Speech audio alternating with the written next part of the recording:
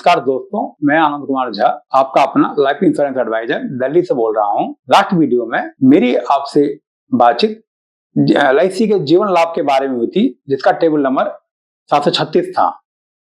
इससे पहले मेरी वीडियो में न्यू जीवन आनंद के बारे में विवरण दिया गया था।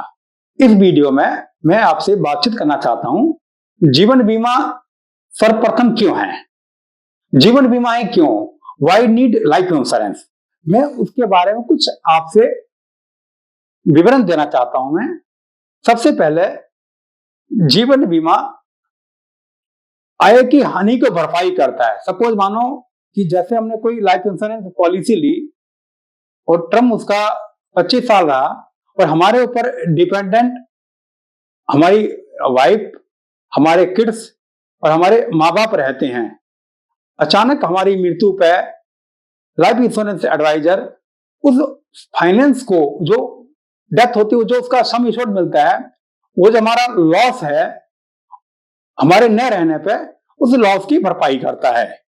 सेकंड, हमारे पर एक कोई कर्जा, हमारी फैमिली पे कोई कर्जा है या कोई हाउसिंग लोन या कुछ ऐसा हमने कोई कर्जा लिया हुआ है, तो जैसे मैं खुद अर्निंग हूं, मैंने जैसे कोई अपनी, मैं वर्किंग हूं, मेरे पर पूरी फैमिली डिपेंडेंट है और मेरी अचानक कोई मृत्यु हो जाती है और हमारी फैमिली पर कोई लोन या कर्जा है, वो उस पॉलिसी से जो हमारे पर ऋण है, वो ऋण उतारने की एक प्रकार की ताकत रहती है।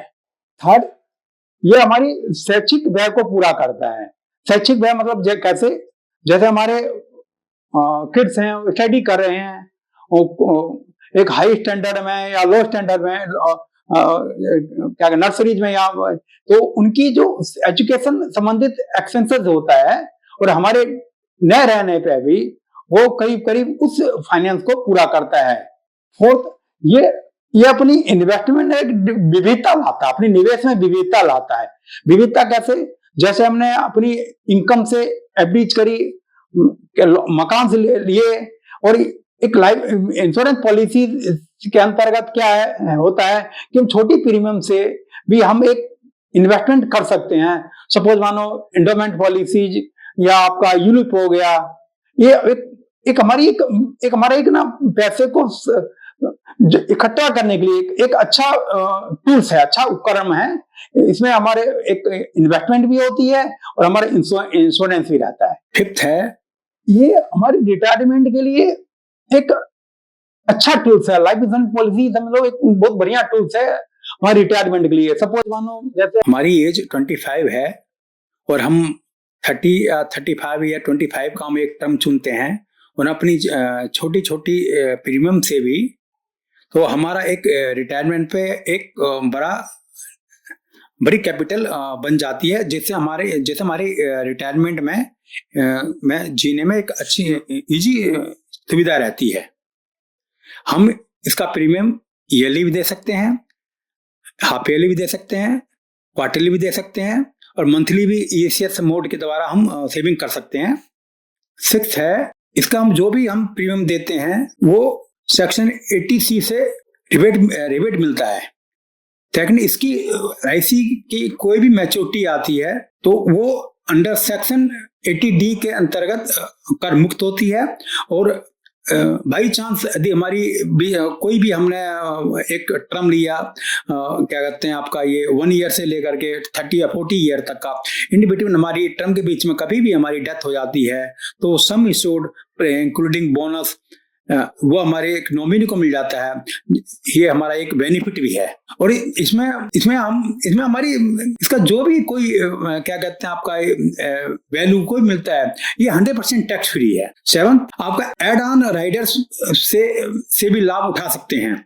एड ऑन राइडर्स जैसे ये है कि सपोज मानो जैसे आपने 5 लाख की पॉलिसी ली और उसका मान लिया ईयरली प्रीमियम 25,000 से 30,000 के अबव बीच में आता है और हमारे पास एक्स्ट्रा प्रीमियम देने के लिए ईयरली बजट नहीं है और हम 5 to 10 लाख रुपए हम ऐसा एड ऑन राइडर्स भी ले सकते हैं जिसका प्रीमियम मात्र 700-800 रुपए ईयरली दे करके, तो हमारा रिस्क कवर 10 to 15 लाख या ऊपर इससे भी अबव हो सकता है। जो इसका ये बेनिफिट होता है कि अचानक यदि कोई हमारी ऐसी कोई प्रॉब्लम सपोज पॉलिसी होल्डर के साथ आती है, जो भी हमारे स्पाउस हैं या हमारे ऊपर जो डिपेंडेंट लोग हैं, तो उसका एक बेनिफिट मिल जाता है। एट्थ, इसमें यह हमारी वित्तीय सुरक्षा में सुधार लाता है।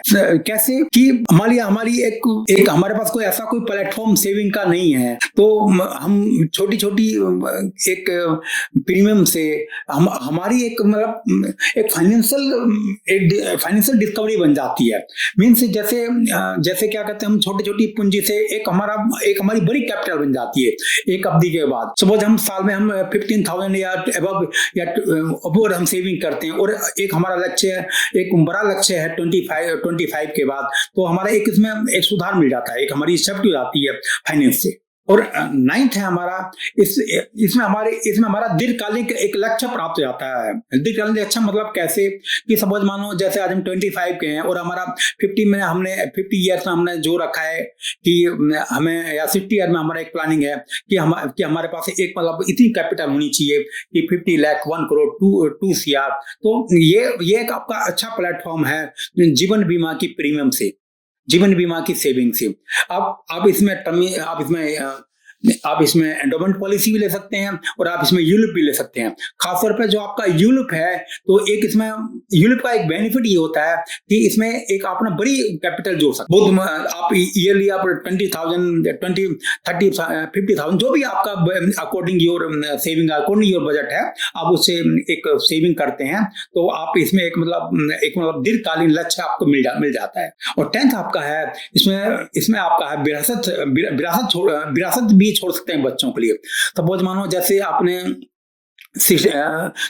कोई टर्म 30 to 40 ईयर का लिया या 25 का लिया, आपने यूलिप प्लान लिया जिसमें आपकी मैच्योरिटी 50 लाख या 1 CR की है और आप जीवित रहे, तो बहुत अच्छी बात है। अपने पैसे का सदुपयोग किया एक एज ए 60 में रिटायरमेंट के समय, और इसके बाद तो पैसा बहरहाल किसका है, अपने किड्स का है, तो आप अपनी नई जनरेशन के लिए एक विरासत भी छोड़ सकते हैं जो मतलब उनके बेनिफिट के लिए काम आएगा। Thank you. आपको ये वीडियो कैसा लगा? आप इस वीडियो को पूरी तरह देखें, शेयर करें, लाइक करें, कमेंट करें। धन्यवाद, थैंक यू। अब हम आपसे नेक्स्ट वीडियो मिलते हैं।